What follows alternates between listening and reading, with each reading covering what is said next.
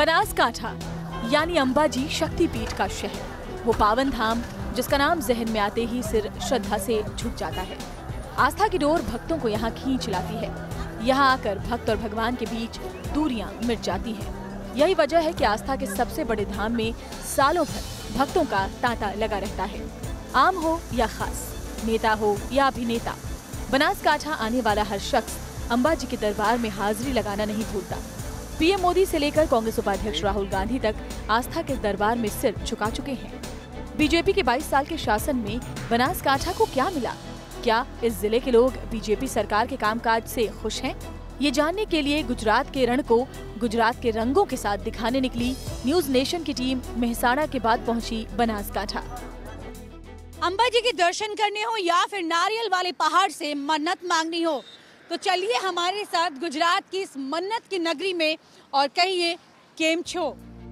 शहर में एंट्री के बाद हमने मान्यताओं के मुताबिक ही आगे बढ़ने का फैसला किया, इसलिए सबसे पहले हमारी टीम ने अंबाजी मंदिर का रुख किया। अंबाजी 51 शक्तिपीठों में से एक मशहूर और पौराणिक शक्तिपीठ है। मंदिर से जुड़ी मान्यताएं इसकी अहमियत की कहानी बयां करती है। हम हैं इस वक्त बनासकांठा के अंबाजी मंदिर में। अंबाजी मंदिर में ना सिर्फ गुजरात बल्कि दुनिया भर से लोग दर्शन के लिए यहाँ आते हैं। ये देवी माँ की शक्ति पीठों में से एक पीठ है। कहा जाता है कि माँ सती के जब अंग गिरने शुरू हुए थे, उसमें से जो हृदय का हिस्सा था यानी दिल जो था वो यहाँ पर गिरा था। इस जगह पर जब उनका दिल गिरा उसके बाद से इस जगह को अंबाजी के नाम से ही जाना जाने लगा और जितने भी श्रद्धालु हैं वो दिन रात यहाँ पर अंबाजी के दर्शन के लिए आते हैं। लेकिन दिलचस्प बात मैं इसमें आपको बताती हूँ कि यहाँ पर आपको माँ की मूर्ति के दर्शन नहीं मिलते हैं, क्योंकि वो मूर्ति के रूप में यहाँ पर स्थापित ही नहीं है। यहाँ पर उनके दर्शन होते हैं यंत्र के रूप में। दिशा यंत्र यहाँ पर है। कहा जाता है कि यंत्र के दर्शन करने से आपकी परेशानियां दूर हो जाती हैं और जीवन में खुशियां आती हैं। माता जी का आशीर्वाद सबके साथ रहेगा, सबके साथ और आम जनता के साथ भी माता जी का आशीर्वाद हर पल रहेगा। मैं तो ये तीसरी बार आया हूँ। दर्शन करने आया बॉम्बे से। ये हमारा भतीजा है, मांझा है, उनका शादी के लिए माना था, आज पूरा हो गया। मंदिर में अंबाजी का श्रृंगार देखते ही बनता है। इसकी खूबसूरती भक्तों का मन मोह लेती है। श्री यंत्र को इस तरह सजाया जाता है कि देखने वाले देखते ही रह जाते हैं। श्री यंत्र को कुछ इस तरह से सजाया जाता है कि वो देवी माँ की मूर्ति ही नजर आता है। अक्सर लोगों को इस बारे में पता नहीं चलता है और वो श्री यंत्र में देवी माँ की मूर्ति समझ के दर्शन करके जाते हैं। बनासकांठा आकर मंदिर से जुड़ी एक और मान्यता का पता चला। कहा जाता है कि अंबाजी के दर्शन गब्बर के दर्शन के बिना अधूरे हैं। माँ अंबाजी के दर्शन कहा जाता है कि अधूरे होते हैं जब तक कि आप गब्बर की दर्शन ना करें। यानी पर्वत है ठीक श्री यंत्र के सामने। कहा जाता है कि माँ यहाँ पर अपने मूल रूप में स्थापित है, क्योंकि यहाँ पर अखंड ज्योत जलती है। श्री यंत्र के बिल्कुल ठीक सामने ये पर्वत है, क्योंकि एक पर्वत पे माँ का श्री यंत्र यहाँ पर मौजूद, तो दूसरी तरफ में अगर आपको एक रोशनी दिखाई देती है। अब वहाँ कुछ लाइट्स लग गई हैं, लेकिन पहले इसी पर्वत से सीधे वो अखंड ज्योत के दर्शन लोगों को होते थे। और अखंड ज्योत के दर्शन करने का मतलब यानी कि माँ के पूरे दर्शन करना, क्योंकि माँ अपने पूरे मूल रूप में वहीं पर स्थापित है। बनासकांठा में रात जैसे जैसे बढ़ रही थी, शहर की चमक दमक बढ़ती जा रही थी। खाने का वक्त हो रहा था, लिहाजा हमारी टीम खाना खाने एक ढाबे पर पहुंची, जहां एक से बढ़कर एक स्वादिष्ट जायका गुजराती खान पान की झलक दिखला रहा था। गुजरात में खाने की कोई कमी नहीं है। जहाँ जाएं अलग तरह का, अलग अंदाज का और बहुत ही स्वादिष्ट खाना मिलता है। ऐसे में बनासकांठा आएँ तो आप बाजरे की रोटी ना खाएं ये नहीं हो सकता है, क्योंकि यहाँ पर बाजरे की पैदावार बहुत ज़्यादा है। इसीलिए ज़्यादातर आदिवासी लोग भी और बाकी लोग भी यहाँ पर बाजरे की रोटी ज़रूर खाते हैं।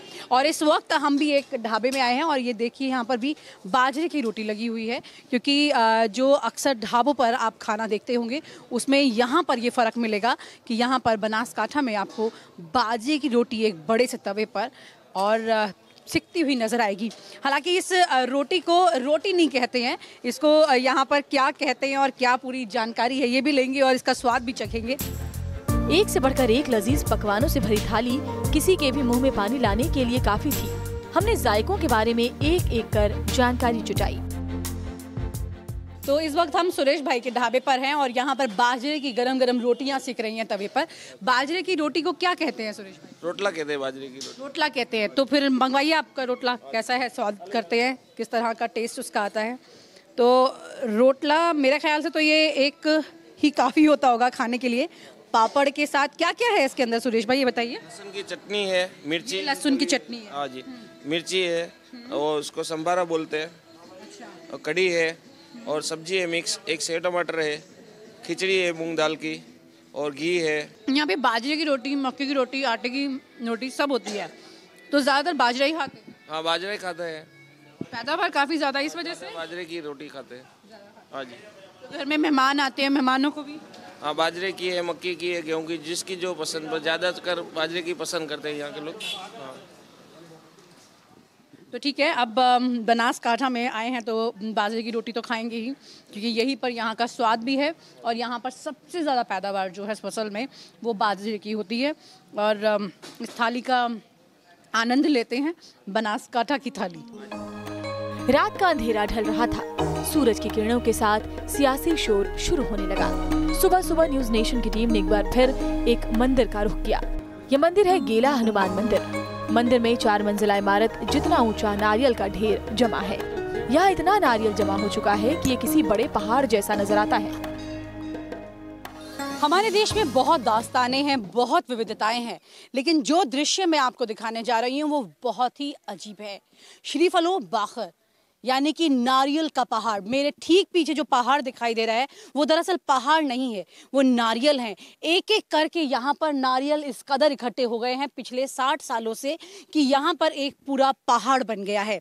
लगातार हर शनिवार को तकरीबन 18,000 नारियल जो हैं वो यहाँ पर चढ़ाए जाते हैं और जहाँ चढ़ाए जाते हैं उसका नाम है गेला के हनुमान जी।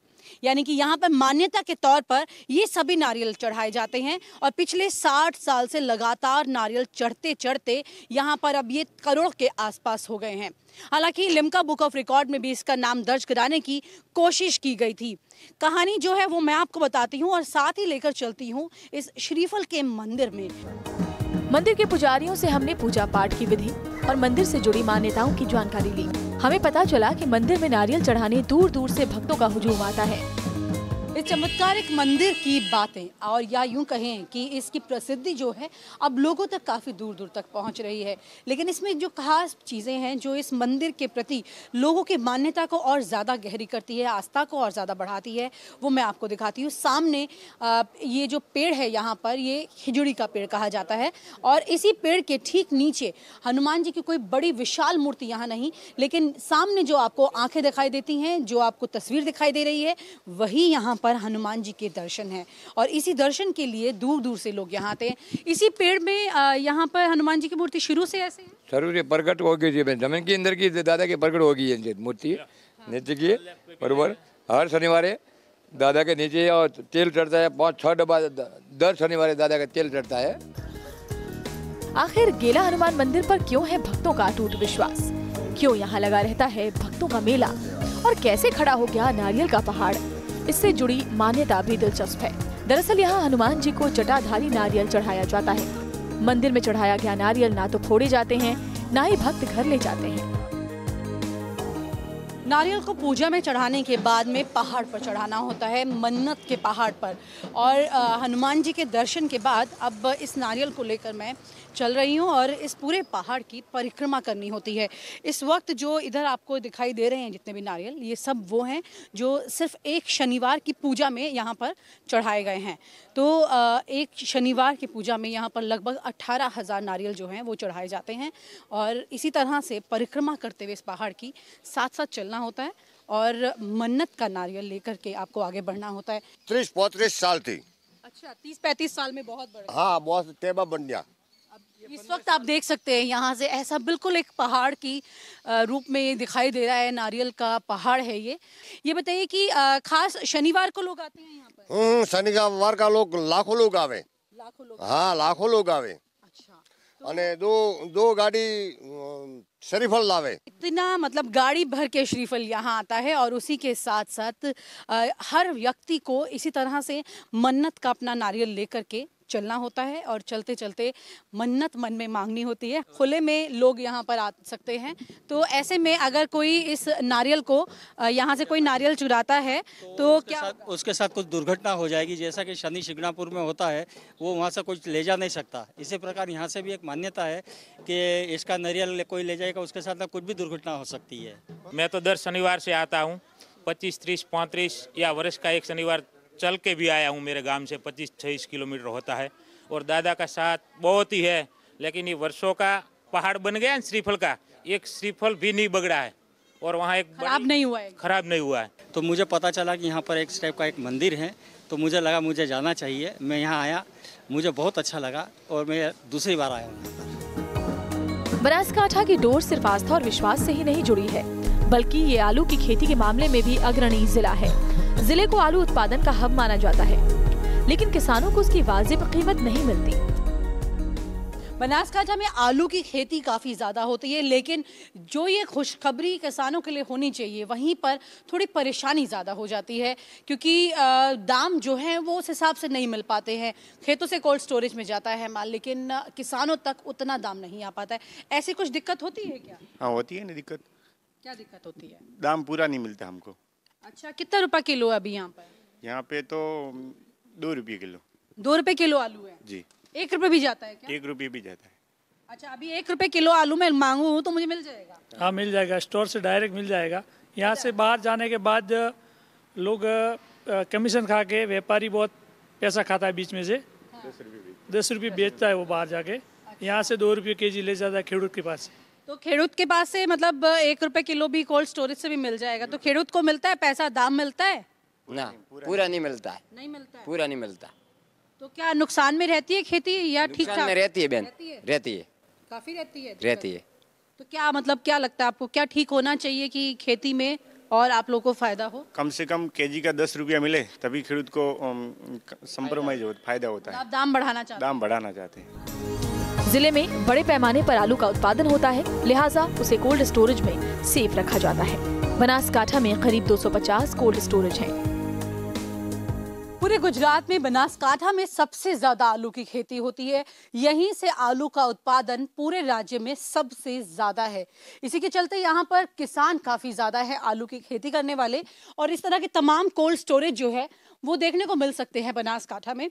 और दीसा में खास तौर से अगर बात करें, बनासकांठा जिले के दीसा में जहां पर आलू की खेती होती है, यहाँ पर सबसे ज़्यादा बड़े उत्पादन के तौर पर आलू की खेती को ही देखा जाता है और इसी वजह से तमाम लोग इस व्यापार में हैं। इस वक्त कोल्ड स्टोरेज में ये जो आलू है, आपके घर तक जो दाम मिल रहे होंगे आपको वो ज़्यादा हो सकते हैं, लेकिन यहाँ पर अगर मैं चाहूँ अभी तो मुझे 1 रुपए में 1 किलो आलू यहाँ से मिल जाएगा। ये मैं पूछ ही लेती हूँ, केम छो?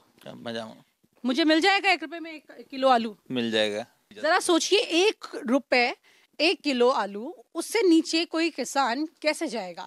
अगर उससे नीचे जाएगा तो आज के इस महंगाई के दौर से कैसे लड़ेगा, खाना कैसे खाएगा, बाकी तमाम चीजें हैं। ये बताइए, नोटबंदी और जीएसटी का कुछ फर्क पड़ा था? फर्क तो पड़ा ही है, क्यों नहीं पड़ा। नोटबंदी में सबसे ज्यादा फर्क पड़ा, फिर उसके बाद जीएसटी में फर्क पड़ा कि जो व्यापारी लेते थे वो थोड़े डर दूर के बैठ गए, उसकी वजह से नहीं मिल पा रहा इसका दाम। जब कमी होती है तब हम उन तमाम वजहों को तलाशने लगते हैं कि किस वजह से ये कमी आई और उसके निवारण के बारे में सोचते हैं, लेकिन जब वो परेशानी चल रही होती है तब उस वक्त उसका ख्याल किसी को नहीं आता है। और इस वक्त बनासकांठा के में आलू की खेती करने वाले किसान जो है इसी वजह से परेशान हैं। बनासकांठा आलू हब के रूप में मशहूर है, लिहाजा इसे बटाटा नगरी भी कहा जाता है।